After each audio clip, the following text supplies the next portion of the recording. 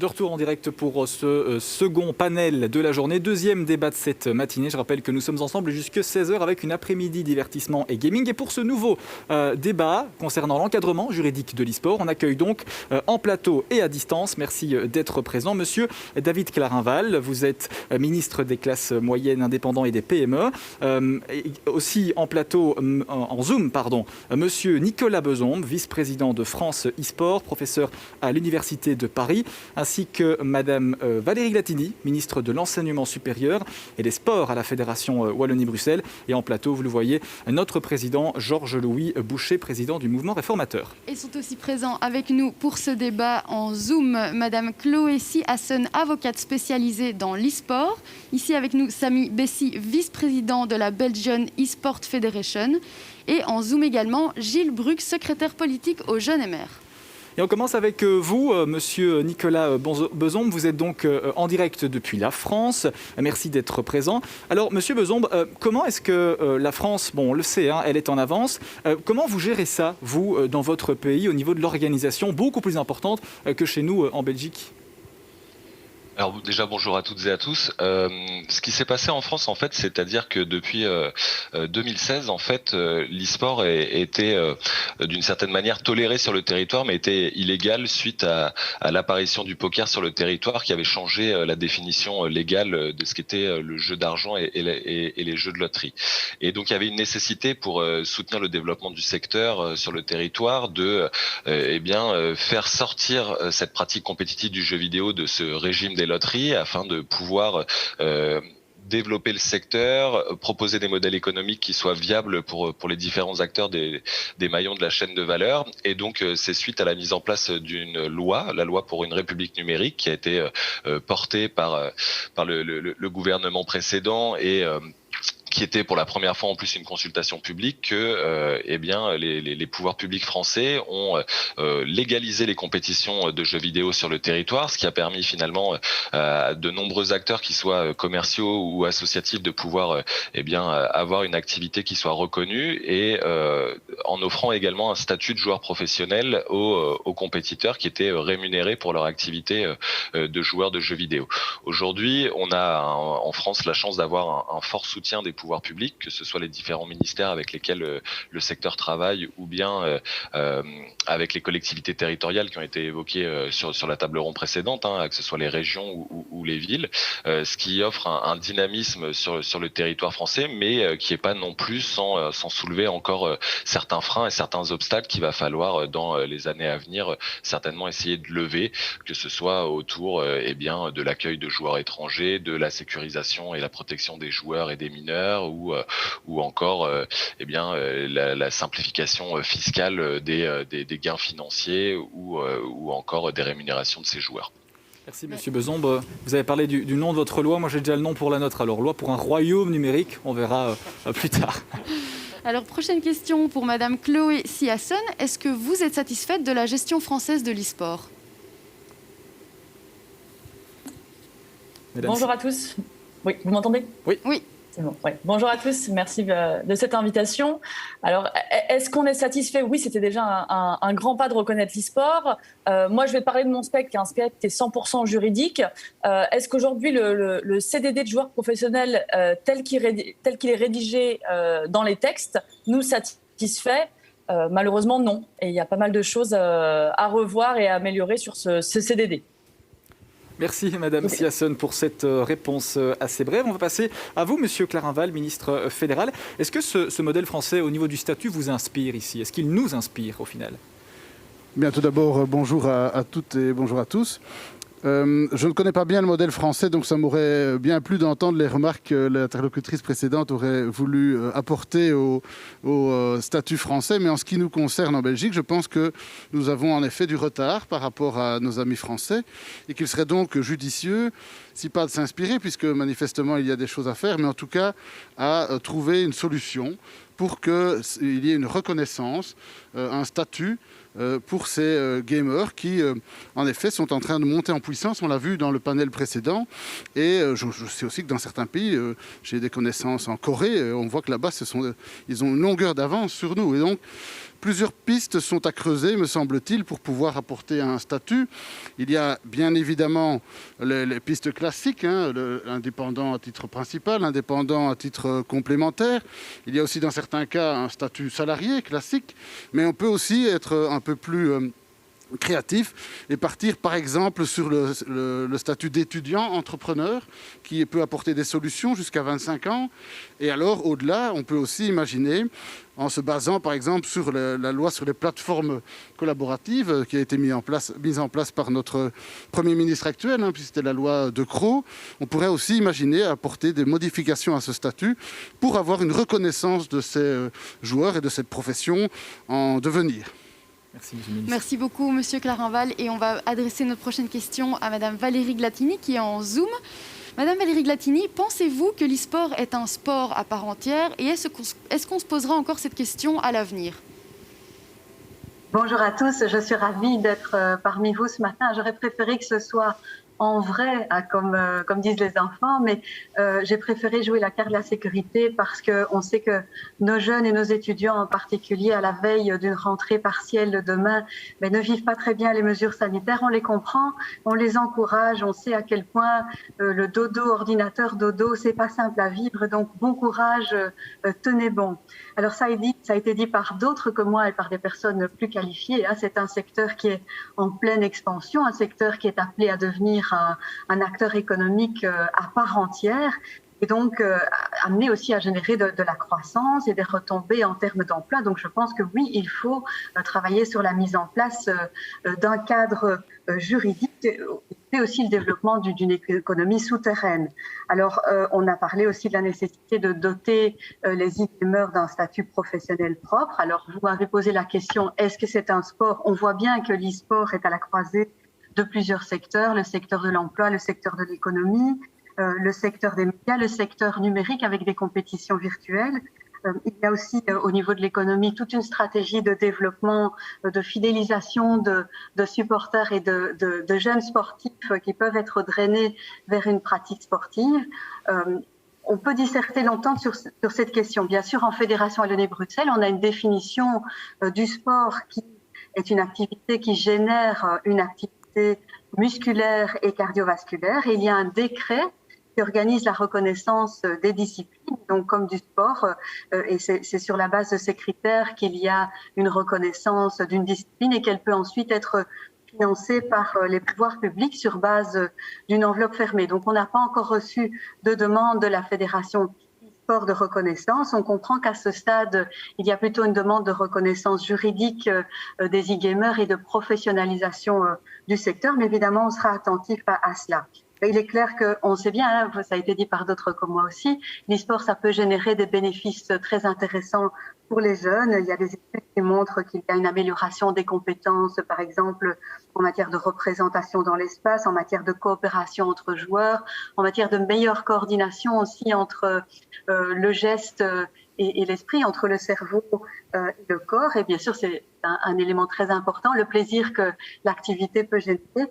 Il y a aussi peut-être certains risques qu'il faudra définir, comme celui de sédentarité ou de la dépendance aux écrans. Et donc, je pense qu'il est important, et là, je parle avec ma casquette de ministre de l'Enseignement supérieur, que la pratique soit bien définie et qu'elle soit, pourquoi pas, intégrée dans des stratégies d'apprentissage pédagogique. Et je pense à ce qui se fait au Québec, par exemple, où j'ai entendu que le jeu vidéo en réseau était intégré dans certains établissements scolaires et même universitaires avec des dispositifs e-sport. Et David a parlé tout à l'heure du statut d'étudiant entrepreneur, donc d'un point de vue juridique, mais je pense que également d'un point de vue pédagogique, des stratégies d'e-sport peuvent être intéressants avec cette fois-ci la focalisation sur les apprentissages.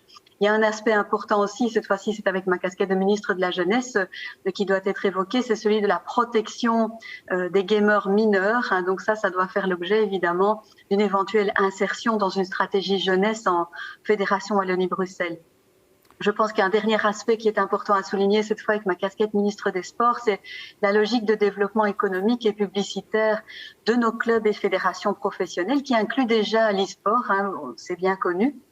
ils ont bien compris, ces clubs et ces fédérations, qu'on peut conquérir et fidéliser un tout nouveau public de jeunes en particulier qui ne s'intéressent pas forcément au sport. Et on sait que les clubs de foot, par exemple, ont un budget assez conséquent qui leur permet de développer l'e-sport. Et le Paris Saint-Germain, par exemple, puisqu'on a des invités français, a une cellule e-sport avec plusieurs joueurs très connus. Et en Belgique aussi, depuis 2017, on a plusieurs clubs de foot qui se sont lancés dans l'e-sport. Je ne vais pas les citer tous, mais il y en a 4 qui sont importants. Anderlecht, le Standard de Liège, Moucron et Charleroi également. Donc, ils ont vraiment recruté des joueurs pour qu'ils puissent les représenter et qu'ils soient finalement les vitrines lors de compétitions. Donc, évidemment, pour l'instant, et David l'a signalé, comme il n'y a pas encore de législation spécifique, ils sont recrutés ou ils sont engagés selon les lois belges dédiées au travail. Donc, il faut évidemment réfléchir à une stratégie de statut spécifique. Et un dernier aspect pour répondre à votre question concerne la reconnaissance de l'e-sport au niveau européen. Et donc, moi, j'avais signalé ma disponibilité pour contacter la commissaire européenne en charge des sports pour envisager sa stratégie personnelle par rapport à une reconnaissance européenne, et également au niveau international, puisque j'ai eu vent du fait que le CIO avait organisé lors des JO d'hiver de 2018 une compétition e-sport qui avait donc organisée juste avant les JO. Et donc, il faudra vérifier l'intérêt du comité olympique international pour investir dans l'e-sport, soit comme discipline propre, soit comme discipline sportive, promotion de discipline sportive, soit comme vitrine publicitaire des différentes disciplines sportives. Voilà, vous voyez, plusieurs perspectives qui peuvent être étudiées. Je vous remercie. Merci Madame la Ministre. Vous avez parlé de la France et la Belgique en foot. Moi, ça me rappelle de mauvais souvenirs des dernières Coupes du Monde. On espère qu'en e-sport, on sera plus fort que les Français à ce stade. Monsieur Bessy, on va passer à vous avec une question concernant donc l'e-sport toujours et le juridique. Pensez-vous que le modèle France e-sport peut chez nous structurer les fédérations ? Oui, donc bonjour à tous. Merci pour l'invitation. Il y a cela 2 ans, on est parti en délégation belge avec justement le côté Wallonie-Bruxelles et flamand, visiter justement à la Paris Games Week, qui est le 2e plus gros événement en Europe e-sportif et du gaming dans le sens plus large. Et on a visité donc justement Nicolas Bezombe, qui est un collègue français, et son président, donc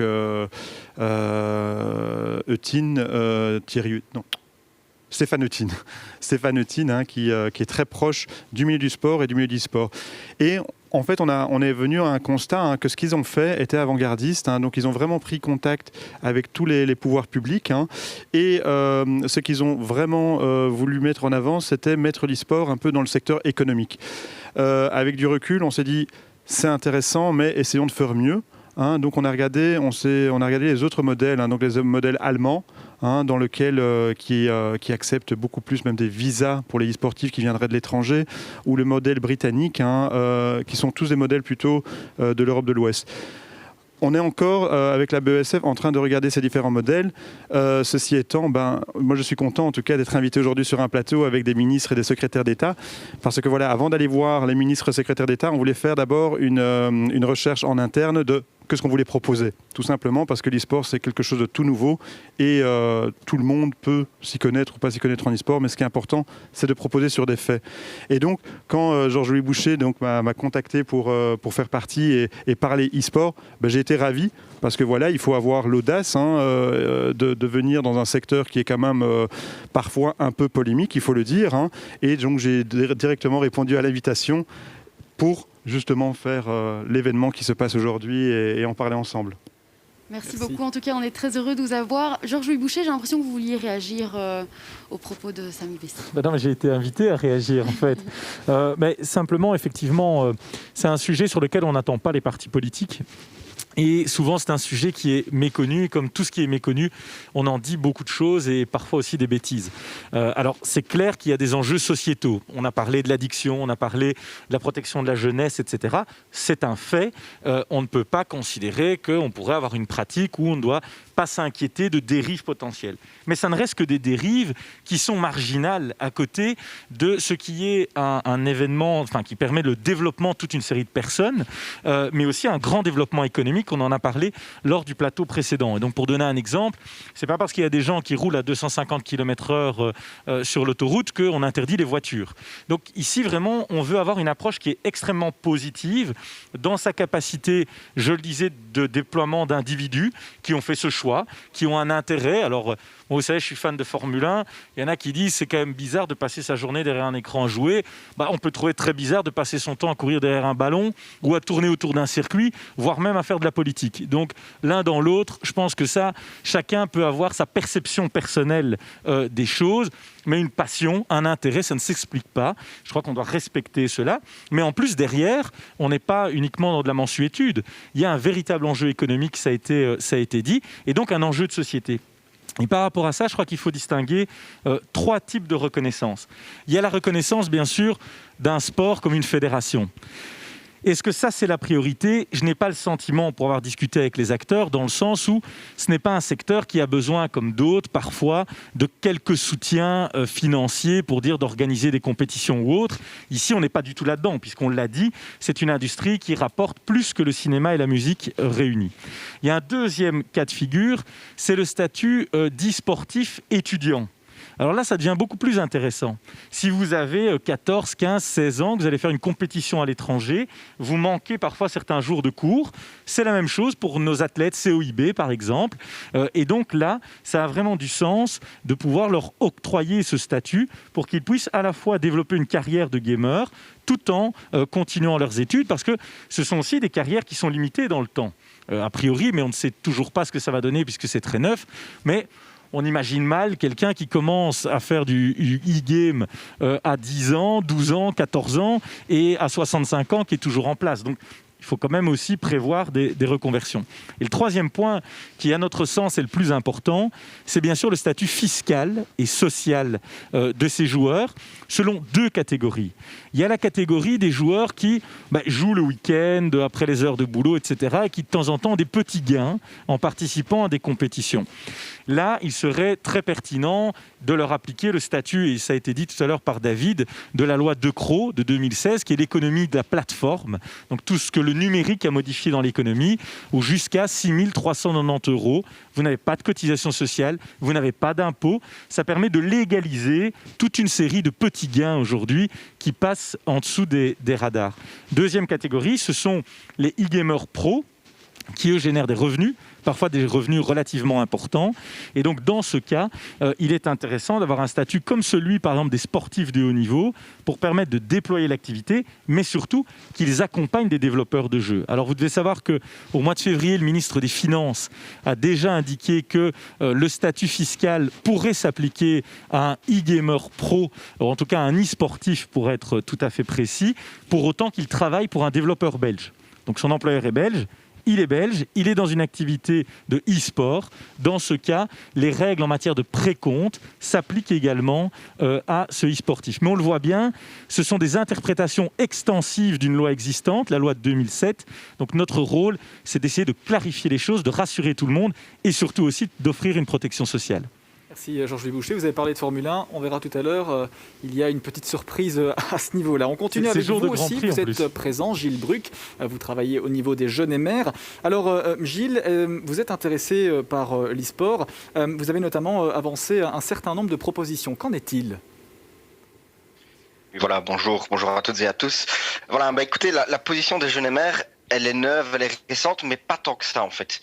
C'est-à-dire que depuis cette mandature-ci au sein des Jeunes et Mères, nous avons donné la possibilité à nos membres 2 fois par an de se réunir en congrès et de soumettre au bureau politique et à l'ensemble des membres des propositions sur des sujets d'actualité, des sujets qui les interpellaient, des sujets qui les intéressaient.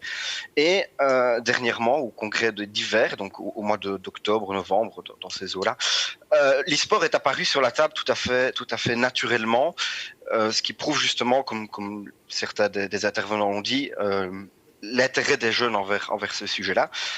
Et donc nous, notre demande qui émane de nos membres à nous, c'est la fin de ce vide juridique autour de l'e-sport.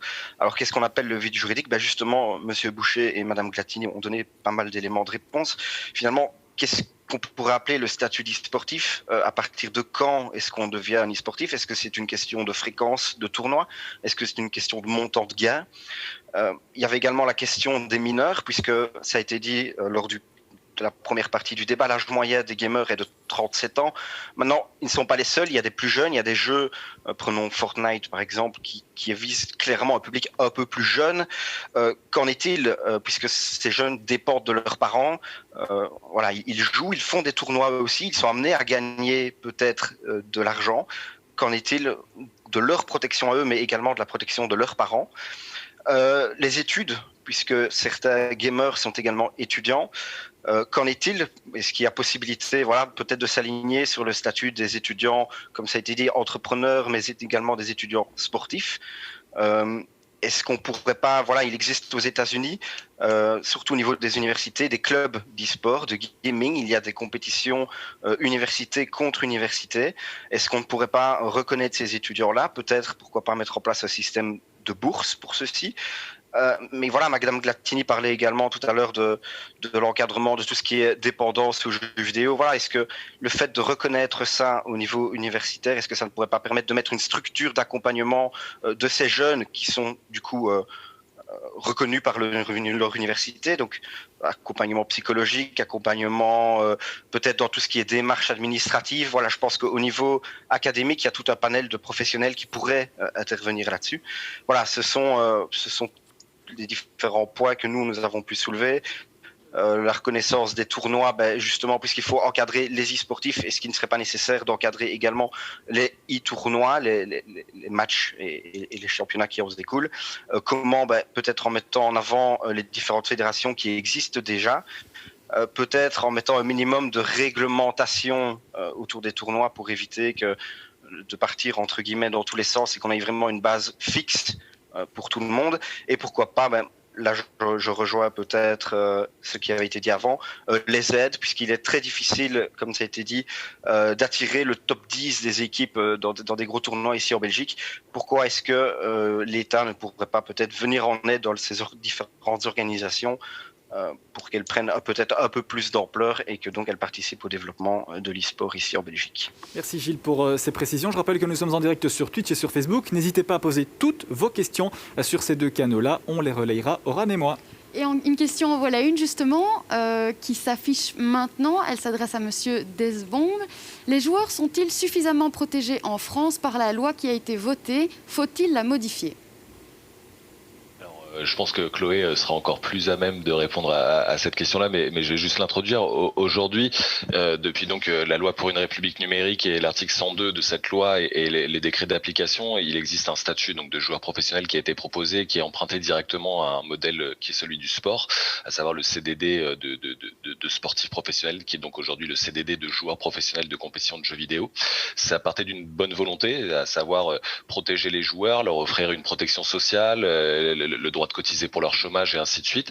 Mais il s'avère aujourd'hui que la pratique de l'e-sport est quand même assez éloignée de la pratique du sport. Ce sont deux activités qui sont assez différentes, même si elles ont beaucoup de points communs, que ce soit en termes de temps de travail ou encore en termes de déplacement ou de fiscalité et ainsi de suite.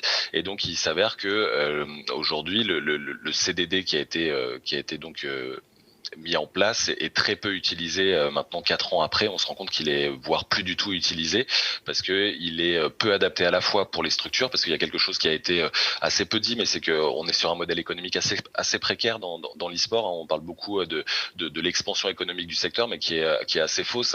2020, c'est une première régression du secteur économique du marché suite à la crise sanitaire et à la crise économique qui en découle. Donc c'est un marché qui est extrêmement précaire et donc ces structures et notamment les clubs qui engagent ces joueurs ont souffert de la crise sanitaire et ont peu de sources de revenus et ont des dépenses qui sont très élevées, et donc la fiscalité n'est pas forcément la plus adaptée pour justement pérenniser, on va dire, les contrats de joueurs, et pour les joueurs c'est pas forcément non plus ce qu'il y a de plus adapté. Donc il y a certainement beaucoup de choses à modifier dans les prochains mois et les prochaines années pour continuer à essayer d'offrir une protection qui soit la plus importante possible pour les joueurs, mais qui soit aussi tout à fait adaptée à la réalité économique des clubs, quoi. Mais je pense que Chloé pourra en dire un petit peu plus. Merci Monsieur Beson. Effectivement, Chloé va pouvoir en dire un peu plus, mais juste avant, une question, et alors on vous demandera de continuer ce que vient de dire votre collègue. Est-ce que, Chloé Siasson, les clubs de sport ont assez d'options pour salarier correctement les joueurs tout en restant rentables ? Est-ce que les clubs d'e-sport, je suppose, ont-ils assez d'options ? Je suppose. Aujourd'hui, ma réponse elle va être négative. Effectivement, il n'y a pas assez d'options. La voie juridique qui a été proposée par la loi 2016 dont Nicolas vient de parler, c'est un contrat de travail à durée déterminée, donc un CDD de joueur professionnel. Aujourd'hui, pour bénéficier de ce CDD, les clubs doivent demander un agrément. Donc, quand vous demandez un agrément aujourd'hui en France, vous démontrez ce que j'appelle un peu patte blanche, avec des informations administratives, mais surtout démontrer que vous avez les moyens matériels et humains pour encadrer comme il se doit ces joueurs. Donc avec un accompagnement qui est matériel, financier, humain, pour prévenir également les risques professionnels. Une fois que vous bénéficiez de cet agrément, vous pouvez utiliser ce fameux CDD de joueur professionnel. Ce CDD, comme l'a dit Nicolas, dans l'idée, il est bien puisqu'il offre des garanties aux joueurs, il y a des protections sociales, les choses sont plus claires et plus cadrées. Malheureusement, on se rend compte que dans la pratique, on est un peu revenu, et quand je dis un peu, j'ai envie de vous dire beaucoup, à la situation juridique qui était antérieure à 2016. C'est-à-dire que ce CDD, il est presque pas utilisé. Là, je pense que Nicolas aura peut-être plus de chiffres à vous communiquer sur ça. Moi, je vois ça du spectre de mes clients et des entreprises que je peux accompagner sur ces sujets-là. En tout cas, il est très peu utilisé. Pourquoi ? Parce que ce CDD, même s'il est différent de ce qu'on connaît en droit du travail classique français et qu'il a été adapté à la pratique de l'e-sport, il n'est pas encore suffisamment flexible, suffisamment cadré pour la pratique du joueur. Et si vous me permettez d'en dire un peu plus dans le détail, je pense que c'est important pour peut-être vous en Belgique, pour pas tomber dans les mêmes erreurs que ce qu'on a pu faire aussi en France. Ce CDD, il n'est pas bon pour des raisons qui sont des raisons, en premier lieu, Nicolas a dit, économiques. Le coût du contrat de travail, qu'il soit un CDD ou un CDI, aujourd'hui en France est trop élevé.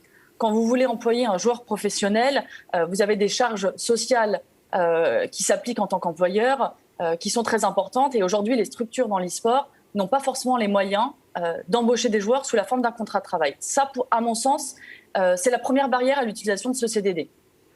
Ensuite, nous avons des barrières qui sont des barrières en termes de flexibilité et d'organisation du temps de travail. Ce CDD, le droit du travail, les heures de travail aujourd'hui en droit français, donc 35 heures, s'appliquent. Or, il est extrêmement compliqué de savoir quand est-ce que finalement un joueur professionnel s'entraîne, ne s'entraîne pas. Est-ce que quand il s'entraîne chez lui tout seul, est-ce que ça compte dans le temps de travail ? Quand il s'entraîne en équipe, quelle est finalement la barrière que l'on applique pour calculer ce temps de travail ? Aujourd'hui, c'est assez compliqué. On se rend compte dans les clubs d'apprécier ce volume de travail. Il y a aussi des barrières qui sont des barrières de flexibilité dans la durée de ce contrat, même si la durée, alors pour le CDD aujourd'hui, elle est entre 1 et 5 ans maximum. On peut employer sur des durées plus courtes, mais c'est dans des cas extrêmement spécifiques, ce qui permet un manque de flexibilité au cours des saisons d'e-sport. Et des saisons d'e-sport, si je puis en dire un mot, quelles sont-elles ? Les éditeurs de jeux vidéo sont censés donner les informations au gouvernement pour calquer la durée du CDD, donc d'1 an, sur ces saisons d'e-sport. Donc les éditeurs le font, mais pas toujours. Donc il y a déjà aussi cette problématique de savoir quelle est la durée du contrat et comment on l'applique. Et ensuite, on a un gros problème aujourd'hui en droit français, qui est la redistribution des cash prizes. Quand vous employez un joueur sous contrat de travail, le cash prize va à l'équipe. Or, l'équipe, pour rétrocéder une partie du cash prize à son joueur, il y a toutes les barrières sociales et fiscales qui s'appliquent, et le joueur n'a qu'un reliquat du cash prize pour lequel il a activement collaboré. Et ça pose un vrai problème aux équipes et aux joueurs. Donc pour toutes ces raisons, malheureusement, on est revenu sur la situation antérieure à 2016, qui est celle de l'utilisation de contrats commerciaux, de contrats de partenariat. Alors on les appelle comme on veut, mais ce sont des contrats d'entreprise. Donc fini le contrat de travail. Les équipes et les joueurs préfèrent aujourd'hui signer des contrats de partenariat, contrats commerciaux, dans lesquels les joueurs ne sont plus sous un lien de subordination juridique qui est l'élément qui caractérise le contrat de travail. Et on fait un peu du bricolage pour éviter de tomber dans tous ces écueils et tous ces problèmes de droit qu'on rencontre avec le contrat de travail. Donc on a aujourd'hui autant de contrats qu'il y a d'équipes et qu'il y a d'avocats et qu'il y a de joueurs dans ces choses-là. Et il n'y a pas de choses qui sont unifiées et ça pose d'autres problèmes. Mais le problème principal qui existe aujourd'hui, c'est ce problème de requalification en contrat de travail, parce que, comme je vous le dis et vous l'avez compris entre les lignes, on contourne, mais on contourne juridiquement évidemment en faisant les choses bien, mais on est à la barrière du contrat d'entreprise et du contrat de travail, toujours un peu borderline. Et aujourd'hui, si l'inspecteur du travail, l'URSSAF viennent regarder dans les équipes. Je pense qu'il y en a 1 sur 2 qui porte un risque de requalification. Merci beaucoup Chloé Siassen pour ces explications bien complètes. On a une prochaine question. Oui, et juste avant la question, je pense que Monsieur le ministre voulait réagir et puis on lui posera la question. Oui, je voulais réagir parce que je trouve que l'intervention ici est vraiment très pointue et très claire. Chloé a évoqué plusieurs éléments, notamment le lien de subordination. Et donc, le lien de subordination, c'est typique d'un contrat de travail salarié.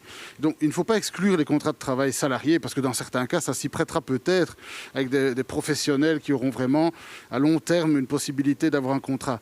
Mais donc, c'est pour ça que j'évoquais les étudiants entrepreneurs, mais aussi les indépendants à titre accessoires ou voire même principaux, parce que vous n'avez pas ce problème de subordination, vous n'avez pas non plus le problème des cash price que vous pouvez prendre pour vous puisque vous avez un statut d'indépendant. Vous pouvez cotiser en fonction aussi de vos revenus avec des droits qui sont inhérents. Donc j'ai l'impression que les possibilités offertes par les indépendants, accessoires ou complémentaires, voire principaux, voire étudiants entrepreneurs, et peut-être, comme le disait Georges Louis tout à l'heure, pour les jeunes, les moins de 18 ans, voir si l'économie collaborative, avec le sujet, la loi de Crot, ne pourrait pas s'y prêter. Donc, à mon avis, il vaut plutôt mieux s'orienter, tenir compte de l'expérience française pour prendre une initiative qui serait plus flexible, sans ce lien de subordination et qui donne plus de liberté pour les joueurs de pouvoir mieux profiter, entre guillemets, de leur expérience. Donc, je crois qu'il y a une piste là qui est sérieuse et qu'il faudrait pouvoir soutenir. Merci, Monsieur le ministre. Alors, pour approfondir ce sujet, on avait une question qui nous venait, si je ne me trompe pas, d'Angélique, qui devrait s'afficher bientôt et qui s'adresse aussi à vous, Monsieur Clarenval. Est-ce qu'en Belgique, cela ne va pas coincer en raison des disparités entre le fédéral, les régions, les communautés? Qui doit faire quoi? Vous y avez déjà un peu répondu. On ne parle pas du Covid ici, c'est ça. Mais en Belgique, c'est toujours un peu particulier. C'est vrai qu'en France, ils ont la chance d'avoir un pays beaucoup plus pyramidal avec un président qui donne des instructions et des ministres qui l'exécutent. Ici, en Belgique, c'est plus disparate et en effet, les compétences sont distribuées.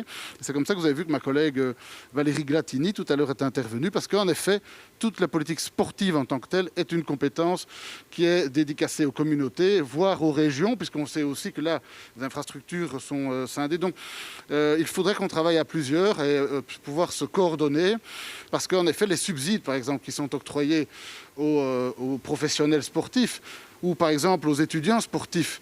Ça, c'est une matière qui dépend des communautés. Donc moi, je me suis concentré sur le volet fédéral. Georges Louis ayant par ailleurs expliqué que sur le plan fiscal, il y a aussi une amélioration qui a été obtenue récemment. Et donc oui, il faudra se coordonner avec les communautés si l'on veut avoir vraiment un package complet le plus efficace possible. Mais je ne doute pas un instant qu'on pourra avoir, avec les ministres des communautés, avoir un dialogue très constructif. Merci, Monsieur Clarenval. Monsieur Bessy, on vient chez vous pour cette question. Est-ce que les contacts sont fréquents avec vos homologues français? Vous en avez un peu parlé tout à l'heure, mais est-ce que il y a une récurrence dans les rencontres, l'information? Oui, bien sûr. Pas seulement avec les Français, avec tous les homologues partout dans le monde. On a la chance d'être reconnus, pas en Belgique malheureusement, mais à l'international dans les 4 plus grandes instances e-sportives mondiales, l'équivalent donc de la FIFA dans le football. Il y en a 4. Chacune d'entre elles a une spécificité. Une est vraiment une avec beaucoup d'États membres, avec plus de 100 pays qui la composent. Une autre représente plutôt les intérêts des ayants droit, c'est-à-dire des éditeurs de jeux. La troisième est beaucoup plus basée justement sur la pratique du sport et de l'e-sport et justement beaucoup plus sur le côté social. Et la quatrième, nouvellement créée, celle qui manquait, c'est quelque chose au niveau européen et avec justement tous les homologues et toutes les fédérations européennes. Grâce à cela, bien sûr, comme je le répète, ici en Belgique, on en est encore aux prémices d'un statut ou de savoir où est-ce qu'on va mettre l'e-sport finalement. Ce qui est très intéressant, c'est de voir justement dans tous ces autres pays le choix qu'ils ont fait. En France, Nicolas et Stéphane ont bien travaillé là-dessus et ont pris une direction qui malheureusement n'a pas été suivie à 100%. Mais il est ce qu'il est, mais au moins ils ont eu l'audace de prendre une direction. Ici en Belgique, ce qu'on espère, c'est un dialogue vraiment avec les politiques pour qu'il y ait une certaine régulation et une certaine finalité dans le bien commun, que ce soit des e-sportifs, des enfants, des mineurs et de tout le monde qui peut vraiment participer à cet écosystème e-sportif. Merci Monsieur Bessy. On va retourner chez vous, Monsieur Bezombe, en France. Est-ce que on a parlé de la collaboration Belgique-France. Est-ce que vous, au niveau de la Fédération française d'e-sport, les contacts sont fréquents avec peut-être des membres du gouvernement, un secrétaire d'État chargé au numérique? Est-ce qu'en fait, les mises à jour, sans mauvais jeu de mots, sont fréquentes avec le gouvernement? Alors, je voudrais revenir sur 2-3 petites choses. Je comprends bien l'intérêt de l'entrepreneuriat. Alors, je ne sais pas comment ça se passe en Belgique, mais je pense que sur une population aussi jeune que celle des joueurs compétitifs de jeux vidéo, il faut bien aussi faire attention à les protéger. Chez nous, en France, le statut d'entrepreneur, il offre pas de sécurité en termes de protection sociale. En tout cas, les cotisations sont à la charge forcément de l'entrepreneur. Et donc ça, c'est aussi une des limites. Et ça offre pas de protection. Et notamment, on est sur des carrières qui sont extrêmement courtes et dans des milieux où les blessures peuvent arriver aussi. Et où donc en étant entrepreneur, on se retrouve à pas pouvoir, comme on n'a pas cotisé pour son chômage, à pas avoir de chômage, et comme on n'a pas cotisé pour sa retraite, lorsqu'on a une carrière assez courte, c'est toujours préjudiciable. Donc, je pense qu'il faut essayer aussi de penser en termes de protection, des joueurs. Pour répondre à votre question, nous on discute avec bien évidemment tous nos homologues. Alors en France, on n'est pas une fédération, on n'aime pas utiliser ce terme parce qu'on reconnaît pas l'e-sport comme un sport. C'est pas du tout ce qu'on cherche à faire. Il y a une vraie différence entre le sport et l'e-sport, c'est qu'il y a des ayants droit que sont les éditeurs de jeux et qui détiennent la propriété intellectuelle et qui sont donc les réels régulateurs de cette pratique. Aujourd'hui, ce qui se rapprocherait le plus d'une fédération sportive pour League of Legends, c'est son éditeur, c'est Riot Games, c'est lui qui régule ces circuits compétitifs. Et donc aujourd'hui, on n'a pas la prétention de réguler l'e-sport sur le territoire. On est une association qui réunit l'ensemble des acteurs de la chaîne de valeur, et c'est à mon avis l'une des forces de la France, c'est qu'on a la chance d'avoir sur le territoire de nombreux éditeurs et donc de nombreux ayants droit qui participent à cet écosystème e-sportif, ce que tous les pays n'ont pas la chance d'avoir. Et ça, on a bien conscience que c'est une vraie spécificité française. Nous, avec l'association, donc qui a été créée à la demande du secrétariat d'État chargé au numérique, France e-sport a été créé en 2016 à la demande du gouvernement. Effectivement, on est en lien toutes les semaines avec certains ministères, notamment le ministère de l'économie, de l'industrie et du digital, qui est notre interlocuteur principal, mais aussi le ministère des Sports, avec lequel on travaille énormément. Donc ça, ce sont les deux ministères avec lesquels on a des réunions toutes les semaines. De manière toute transparente, vraiment on discute avec eux toutes les semaines sur différents sujets, et ensuite on travaille avec d'autres ministères, que ce soit le ministère des Affaires étrangères pour faire rayonner l'expertise des acteurs français au niveau international, mais aussi le ministère de l'Intérieur sur les déclarations de compétition de jeux vidéo sur le territoire, mais aussi le ministère du Travail sur cette question du contrat de joueur professionnel, le ministère de l'Enseignement supérieur et le ministère de l'Éducation nationale, et puis aussi toutes les collectivités territoriales. On est approché par, comme je le disais auparavant, les régions, les métropoles, les agglomérations, les villes, les communes qui souhaitent aujourd'hui essayer de développer une activité e-sportive sur leur territoire, soit pour faire rayonner leur territoire, soit pour apporter, on va dire, de nouvelles activités pour leurs plus jeunes concitoyens. Donc on est en lien constant et on met à jour, on va dire, toutes les problématiques régulièrement. Dernièrement, c'était sur la question de la fiscalité, de la TVA, de la billetterie sur le territoire. Aujourd'hui, on a deux grands sujets pour nous en France. Le premier, c'est la régulation des compétitions en ligne, puisque aujourd'hui avec la crise sanitaire, tous les événements sont passés en ligne, mais en France on a des difficultés sur les modèles économiques des acteurs qui proposent ces compétitions, parce que les frais de participation sont interdits sur les compétitions en ligne. Donc il faut qu'on trouve une manière de réguler ces compétitions en ligne tout en assurant l'équité compétitive et e-sportive de ces compétitions et la protection des mineurs. Et de l'autre côté, c'est la question du contrat de joueur professionnel. Donc on est en lien constamment avec les pouvoirs publics. Merci beaucoup, Monsieur Desbombe. Et la prochaine question s'adresse à Madame Valérie Glatini. Pensez-vous que la législation sur le sport peut servir d'exemple pour protéger les mineurs et concilier leurs pratiques avec leur scolarité? Et c'est une question de Franck. Merci beaucoup. Mais c'est une question évidemment très intéressante. Ça vient d'être dit. Je ne suis pas sûre que l'enjeu ici du débat soit la reconnaissance de l'e-sport comme du sport, mais en effet, on a une législation qui est déjà très performante pour protéger les jeunes. Ce qu'on essaye de faire ici, c'est vraiment encadrer et soutenir nos gamers, c'est-à-dire des jeunes qui voient leur carrière exploser très tôt. Et si je prends un parallélisme peut-être avec gymnastes, ou encore avec les joueurs d'échecs, on voit que ce sont des carrières qui débutent extrêmement tôt, qui explosent très tôt, et que donc il faut les soutenir, par exemple par un aménagement du temps d'études et du temps consacré au sport ou au gaming, mais également travailler sur la reconversion, puisqu'on sait qu'il y a quelque part un peu dans certains sports malheureusement une date au-delà de laquelle on est moins performant, et on voit ici que ce sont des carrières qui sont florissantes très tôt. Et donc il y a plusieurs pistes qui sont sur la table. En effet, la législation en matière de sport protège les jeunes sportifs. On a un statut qui s'appelle les sportifs de haut niveau qui permettent à ces sportifs d'être salariés et puis d'avoir accès à toute une série de services comme par exemple des aides à la performance sportive, des aides à la reconversion, des aménagements en temps d'études avec des négociations qui sont menées par l'administration avec les écoles et les établissements. Il y a également une autre piste à explorer, c'est évidemment celle qui a été mentionnée, celle de statut étudiant-entrepreneur, où là c'est plutôt l'aspect fiscalité qui joue et donc ça va plutôt sortir de notre zone de compétences. Mais en effet, je pense que la piste du sportif de haut niveau est très intéressante parce qu'elle permet de protéger la jeunesse avec une législation adaptée. Le travail aussi peut-être avec nos universités et nos hautes écoles, c'est quelque chose qui doit être, je pense, exploré pour que nos universités puissent éventuellement intégrer les e-gamers dans une stratégie soit de développement de cursus pédagogique, soit d'encadrement au niveau du temps d'études et temps de pratique. Merci Madame la Ministre. Georges Boucher, une réaction ? Et peut-être par rapport à ce déploiement et à ce qui a été dit par l'intervenant précédent, donc avant Valérie, en ce qui concerne la précarité économique du modèle. En fait, c'est une contradiction potentielle. C'est qu'on se dirait, il y a énormément d'argent qui sont générés, on l'a dit, autant que l'industrie du cinéma et de la musique sur une année. Il y a de la croissance qui continue. En Belgique, c'est 20% de plus cette année. Et de l'autre côté, il pourrait y avoir une certaine précarité. En fait, tout l'enjeu vient du fait que ceux qui sont, et c'est la grande différence avec une activité sportive, c'est qu'une activité sportive, si même la FIFA vous empêche de jouer au football, vous avez toujours le droit de jouer au football.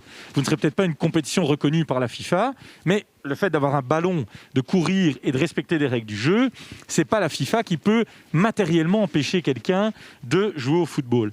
Par contre, si un développeur de jeu dit demain, moi j'arrête, je ne développe plus le jeu, je ne le mets même plus à disposition, et dans ce cas-là, la compétition s'arrête en tant que telle. Donc il y a une vraie question de pérennité, de répartition des revenus, parce qu'il est évident qu'un éditeur de jeu a un pouvoir extrêmement important sur la gestion de sa compétition. Donc d'où l'intérêt d'avoir un statut qui tienne aussi en compte cet élément pour quand même permettre un développement. Alors je ne dis pas que ça doit être un statut social exceptionnel. Il faut que tout le monde reste raisonnable, mais ça doit prendre en compte aussi des paramètres de précarité potentielle parce qu'on ne maîtrise pas l'intégralité des paramètres. Ça pose aussi une question qui est plus générale et on revient sur la loi plateforme de 2016. C'est que je crois qu'aujourd'hui, dans le modèle politique, dans le monde politique, on sous-estime à quel point les nouvelles technologies vont modifier profondément le droit du travail, le droit social, le droit fiscal, la question des statuts, parce qu'aujourd'hui, on parle des e-gamers, mais avant ça, on parlait justement, il y a eu cette loi plateforme pour Uber, il y a eu la question des taxis, des livraisons à domicile, etc. etc. Aujourd'hui, c'est le télétravail qui s'est imposé à nous, et donc tout cela pose de nouvelles questions et des changements qui sont profonds. Donc, à travers ce débat, on souhaite poser globalement aussi la question des nouvelles formes de travail, d'activité dues aux nouvelles technologies, parce que c'est plutôt une chance. On doit plutôt le voir comme une chance, plutôt que d'être tout le temps dans le côté « Ah, mais ça ne va pas, ça pose des problèmes, il y a des difficultés ». Non, ça doit être un moyen de développement. Et pourquoi ? Pour ne pas être plus long. Parce qu'en fait, il y a bien sûr le statut des gamers, mais derrière, il y a tous les développeurs. Et ça a été dit, en France, il y a beaucoup d'éditeurs de jeux. On a entendu Fishing Cactus tout à l'heure. Il faut savoir qu'en Belgique, on a à Courtrai une des meilleures écoles en jeux vidéo. Elle a été en tout cas désignée comme meilleure école au monde en matière de gaming l'année passée et l'année précédente. Et le problème, c'est que nous, en Belgique, comme souvent, on forme, on permet via des mécanismes, par exemple de start-up, à des gens de se lancer. Et quand l'activité devient importante, par manque d'investissement, par manque de cadre juridique, ces gens partent à l'étranger et permettent finalement à des pays étrangers de générer de la valeur. Donc le but, c'est qu'on a la formation, il y a cette école à Courtrai, il y a des initiatives dans ma ville, par exemple, à Mons, du côté du parc Initialis, il y a des développeurs qui sont là. Maintenant, il faut les déployer et les gamers doivent aussi être un élément de la stratégie. Les deux ne sont pas nécessairement liés. Ce n'est pas parce que vous avez des gamers de renom qu'automatiquement vous avez des développeurs, mais il faut faire avancer les deux ensemble pour que la Belgique puisse se positionner. Et je pense, et j'ai eu des discussions par exemple avec l'OpenVLD, pas plus tard encore que ce matin, ça doit aussi faire partie de notre stratégie dans la relance. La relance économique, c'est pas rattraper les erreurs du passé, c'est de se profiler dans des secteurs de déploiement économique. Il y a l'intelligence artificielle, le gaming est un élément de traduction de cette intelligence artificielle. On doit investir là-dedans pour que la Belgique puisse générer de la valeur dans les années futures. Merci Georges Boucher. C'est vrai que la fuite des cerveaux, c'est une problématique. On est toujours en direct sur Twitch et sur Facebook. Merci d'être avec nous. Posez toutes vos questions. Il est 12h10. Le débat se termine d'ici 10 minutes. On va encore donner la parole à chaque intervenant avec une prochaine question, Oran. Et oui, donc voici une de vos questions qui s'adresse à Monsieur Clarinval. C'est bien de devenir indépendant, mais est-ce qu'il faut encore un examen de gestion? Ne peut-on pas supprimer cela comme en Flandre, pardon. Voilà, c'est un peu la même réponse qu'avec Valérie tout à l'heure pour le... Pardon, excusez-moi pour le micro. Voilà, c'est un peu le même problème soulevé tout à l'heure avec la compétence des sports. Donc l'accès à la profession est une matière qui a été régionalisée et donc les 3 régions ont réagi de manière différente. On le voit, en Flandre, ils ont supprimé cet accès à la profession, ce qui n'est pas le cas à Bruxelles ni en Wallonie, parce qu'ils considèrent qu'il est important de pouvoir accompagner plus longtemps le demandeur de profession pour s'assurer qu'il a bien tous les outils pour faire face à cette profession. Et dès lors, on voit un élément positif et un élément négatif. L'élément positif, c'est que, évidemment, en Flandre, il y a plus de création d'entreprises, il y a moins de freins, et donc cela crée une dynamique plus grande. Mais c'est vrai que parfois, il y a aussi des déceptions, puisque certains se lancent sans être outillés. Et donc, c'est une position un peu compliquée pour moi au fédéral de me positionner sur un élément régional, mais je trouve que, en tout cas, s'il faut garder cet accès à la profession, il faut en tout cas qu'il soit le moins entravant possible pour créer une dynamique la plus grande. Parce que c'est vrai qu'on voit la dynamique flamande est quand même en train de prendre le pas sur les autres régions. Parce que quand vous êtes quelqu'un qui veut créer un projet à Bruxelles, eh bien, quelque part, vous allez tout simplement aller en Flandre pour créer ce projet parce que vous l'aurez plus rapidement si vous restez dans votre région ou en Wallonie. Donc, ce n'est pas à moi de me positionner, c'est aux ministres régionaux de trancher cette question, mais de mon point de vue, ce serait peut-être, en tout cas, bien d'assouplir les règles pour permettre plus de créativité, plus de dynamisme, là où on a maintenu ces accès à la profession. Merci Monsieur le Ministre. On va venir chez vous, Gilles Bruck. Je rappelle que vous êtes du côté des jeunes et mères. Alors voilà tout ce qui a été dit ici. Qu'est-ce que cela vous inspire? Et puis, on a fait le parallèle avec indépendants complémentaires, indépendants accessoires. Au niveau des jeunes, est-ce qu'on pourrait envisager, vous qui représentez ce groupe jeunes et mères, est-ce qu'on pourrait imaginer que, eh bien, on puisse avoir des prestations qui soient déduites sur les fameuses 475 heures quand on est encore étudiant? Écoutez, par rapport à ce que vous venez de dire sur les perspectives, moi je n'y vois que du bon. Hein. On voit qu'il y a une volonté très claire d'aller de l'avant, d'améliorer les conditions des étudiants, des jeunes, des e-sportifs à tous les niveaux. Maintenant, sur les questions et sur le total des heures que vous venez de poser, pourquoi pas? Je pense que toutes les pistes sont bonnes à être envisagées, comme vient de le dire Monsieur le Ministre. Je pense que tout peut être envisagé et ça peut faire partie en effet d'une piste de réflexion pour améliorer ce quotidien des e-sportifs. Merci Gilles Bruck. Continuez à nous envoyer vos questions. Nous terminons d'ici 5 minutes. On va donc vous rappeler évidemment que toutes les précautions sanitaires sont respectées en plateau. Le masque, la distanciation sociale, la désinfection des micros et le plexiglas entre chaque intervenant. Alors on est en direct. Je ne sais pas si la régie a une question à me donner. Effectivement, il y a une question, Ran. Voilà, une question qui nous vient d'Émilie. En France, est-ce que vous pensez que la marge de progression économique est encore grande? Et une question qui est adressée à Chloé. Chloé Siasson. Oui, pardon. Est-ce que la marge de progression économique... Alors, je pense que pour le coup, cette question, elle m'est adressée, mais Nicolas serait peut-être un peu plus qualifié que moi pour répondre, parce que lui, là, moi, j'ai une vision qui est vraiment juridique auprès des équipes et des joueurs.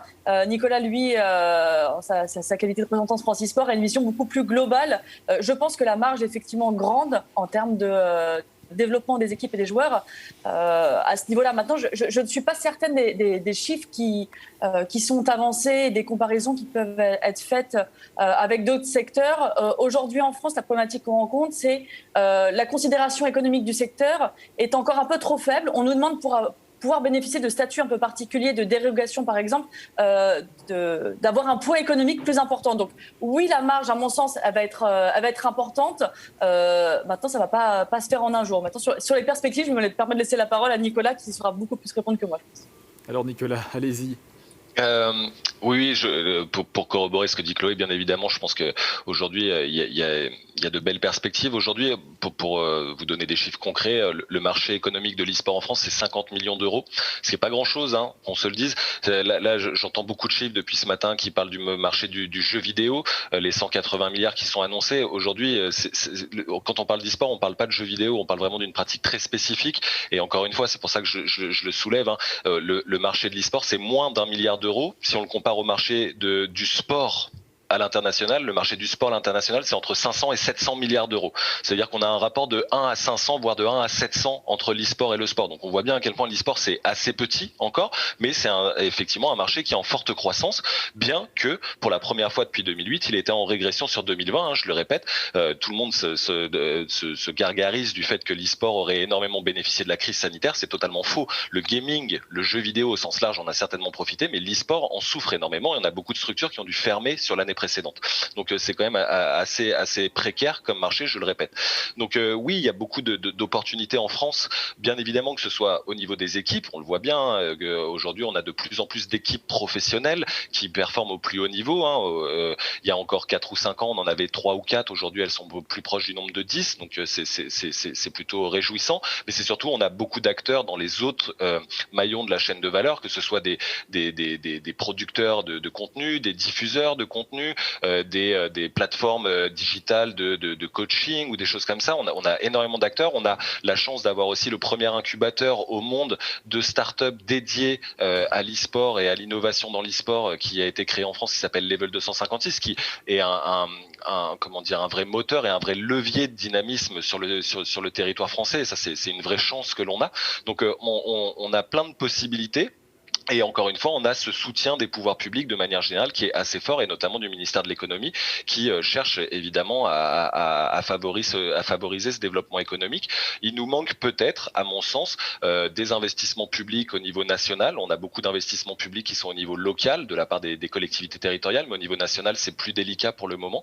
Donc il y a encore certainement des choses à faire et des soutiens à apporter, mais il y a plein de possibilités à l'avenir, et je pense que les politiques publiques qui seront mises en place dans les prochaines années qui concerneront l'e-sport permettront notamment ce développement économique, et c'est d'ailleurs l'un des axes de la stratégie nationale interministérielle 2020-2025 qui est portée par le ministère de l'économie et le ministère des sports, qui est dédié justement au développement économique du secteur. Merci pour cette réponse bien riche. Avant de repasser vers vous pour le mot de la fin, Samy Bessy, quelles sont, on a parlé des perspectives, les perspectives belges au niveau de la fédération? Les perspectives, c'est déjà de rassembler, hein, d'unifier, de se poser les questions qu'on vient de se poser aujourd'hui sur ce plateau, et bien beaucoup plus, hein. Bien entendu, c'est pas en une heure qu'on va pouvoir aborder tous les débats. On a parlé bien sûr du statut, hein, de l'e-sportif ou de l'e-gamer, hein, où le mettre, les entreprises aussi, hein, favoriser justement à toutes ces petites et moyennes entreprises l'accès à ce secteur, hein, la précarité, essayer de donner aussi certains moyens, hein, pour justement essayer d'éviter cette précarité dans un secteur qui est un peu l'Eldorado pour l'instant, mais comme a dit Nicolas, qui est très précaire et très sensible. À côté de ça, il faut bien signifier la protection, hein, la protection des mineurs, hein, et des enfants. Moi-même ayant 2 enfants, pour ceux qui nous regardent, le gaming, c'est culturel, c'est quelque chose de culturel. Il faut s'y intéresser, il faut jouer avec eux, il faut passer du temps avec eux, il faut en discuter. Bien sûr, dès qu'ils restent 10 heures dans leur chambre sans manger, sans aller aux toilettes, il faut se poser les bonnes questions. Donc peut-être créer au niveau justement national, hein, des centres d'aide aussi, d'écoute, pour être proche de tout, hein, que ce soit les joueurs, hein, qui pourraient être en mal, ou bien des parents tout simplement qui ne comprennent pas ce que font leurs enfants. Merci Samy Bessi pour cette précision. On va terminer avec une dernière question, Oran. Une question qui s'adressait à Chloé, Qui s'adressait à Nicolas. Nicolas. Pensez-vous que l'e-sport sera un jour considéré comme un sport en France? Et c'est une question de Jean. En tout cas, c'est pas la piste qui a été choisie. Chaque pays a sa propre définition du sport. J'ai découvert celle de la Belgique grâce à Madame Glatini, que je connaissais pas. En France, ce qui est assez étonnant, c'est que notre organe de gouvernance du sport, qui est le ministère des Sports, ne définit à aucun moment le sport dans son code juridique. Alors, on a des faisceaux d'indices qui sont proposés, mais aujourd'hui, on voit bien la difficulté. Encore une fois, je le répète, l'une des majeures différences, et si ce n'est, à mon avis, la principale différence entre le sport et l'e-sport, et ça a été d'ailleurs rappelé par certains de vos intervenants, c'est que l'e-sport se pratique sur des biens privés dont la propriété intellectuelle appartient à des éditeurs de jeux qui en possèdent donc le droit de les réguler. Et alors que c'est pas le cas du sport. Aujourd'hui, en France, on a un code du sport qui est à la fois avantageux sur plein d'aspects, mais qui peut être aussi extrêmement contraignant, et notamment qui donne la propriété intellectuelle des compétitions qui sont organisées sur le territoire par les fédérations. En France, encore une fois, nous, si France e-sport voulait par exemple organiser une compétition des championnats de France de League of Legends, eh bien si l'e-sport était reconnu comme un sport, eh bien ça nous donnerait la propriété intellectuelle de ce championnat, ce qui irait à l'encontre même de ce que fait l'éditeur de jeux Riot Games, qui lui organise et régule la réelle compétition professionnelle de League of Legends sur le territoire français.